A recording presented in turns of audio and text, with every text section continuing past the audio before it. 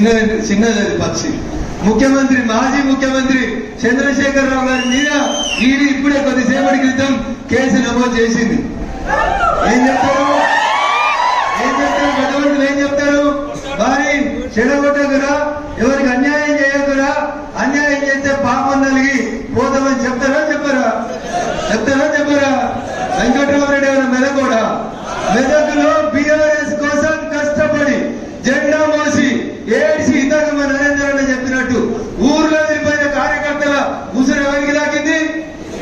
వెంకట్రామరెడ్డికి దాకింది.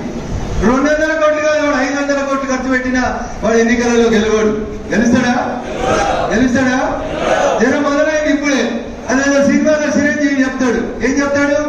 In front there is crocodile festival. Venkatramareddy గారికి ఉంటుందా crocodile festival?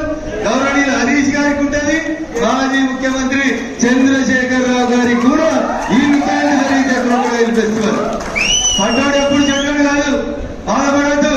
మాట పడ్డం, గాయపడ్డం, దెబ్బ తిన్నాక పులి కొంచెం గట్టిగా వస్తుంది. దుబ్బాకల దెబ్బ కొట్టినా అని షాజగిరి 6 అడుగులు ఉన్నాడు అన్నాడా? నిన్న సిద్దిపేటకి ఆయన ఉండగా ఆయన కూర్చున్న మీటింగ్ కి ఎస్కాట్ లో ఇంకోటి వచ్చాడని కలగట్టడా? ఎప్పుడన్నా హరీష్ రావు రెడ్డి అంటాడా? నిరూపించినవా? చేసినవా? ఇది సంకల్ప బలం. నేను గెలుస్తానా? బరాబరి గెలుస్తా.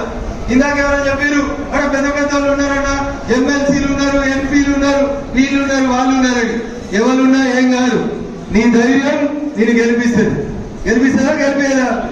దానికి సదీవ తార్కాణం మీ ముంగర ఉన్నటువంటి రఘునందన్ రావు. అంతేనా? మరి 100 కోట్లు వచ్చినమా?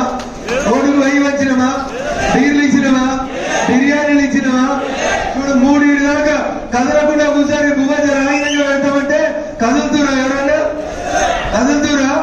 అదే టీఆర్ఎస్ అయితే ఇప్పటికి పోయి అండలు కూడా ఎక్కకపోదు లేదా?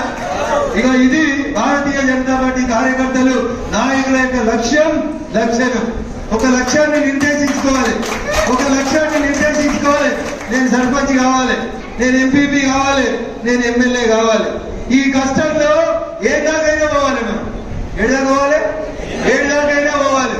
శ్రీశ్రీ ఒక మాట చెప్తాడు, చాలా సభలలో చెప్తా. నేను పోతే పోని, నేను ఈ యుద్ధంలో దిగినాక చాలా మంది పోయిరు. పోతే పోని, దాంట్లో సతీ ఉందా, సుతుడు ఉన్నాడా, ఇంకెవరున్నారా పట్టించుకోకు. యుద్ధం మొదలు పెట్టిన తర్వాత యుద్ధం గెలిచేదాకా మళ్ళీ వెనక తిరిగేది చూడొద్దు. పోయిన దాంట్లో ఎవరు పోయిందనేది దాని గురించి పట్టించుకోవద్దు. పోతే పోనీ సుతుల్ సతుల్, వస్తే రాని కష్టాలు నష్టాలు.